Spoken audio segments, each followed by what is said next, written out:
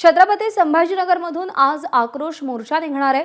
संतोष देशमुख आणि सोमनाथ सूर्यवंशीच्या कुटुंबियांना न्याय देण्याच्या मागणीसाठी हा मोर्चा काढला जाईल आणि थोड्याच वेळात या मोर्चाला सुरुवात देखील होईल।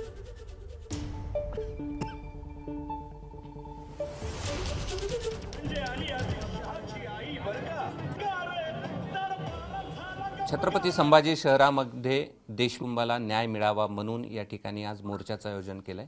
खरं तर हीच तीच जागा आहे ज्या ठिकाणी पहिला मराठा मोर्चा निघाला होता आरक्षणासाठी आणि आज त्याच छत्रपती संभाजीनगरच्या क्रांती चौकातून देशमुख कुटुंब आपल्यावर जो अन्याय झालाय त्या न्यायासाठी रस्त्यावरती उतरणार आहे। आपल्यासोबत संपूर्ण देशमुख कुटुंब आहे। काय आज आपली प्रतिक्रिया आहे या मोर्चाच्या अनुषंगाने?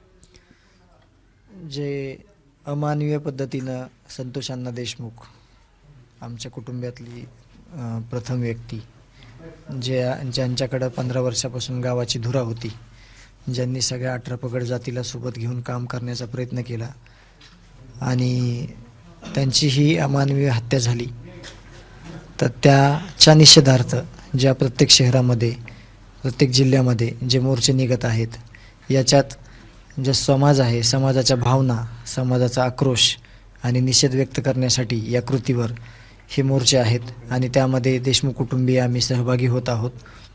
ही वृत्ती, ही विकृती संपली पाहिजे, ह्यांचा जो उद्देश आहे चुकीच्या पद्धतीने सगळ्या गोष्टी करायचा, त्याचं एक चांगलं उदाहरण या राज्याला मिळायला पाहिजे की गुन्हेगारी कशी संपुष्टात येते आणि गुन्हेगारीला कुठंच थारा दिला जात नाही।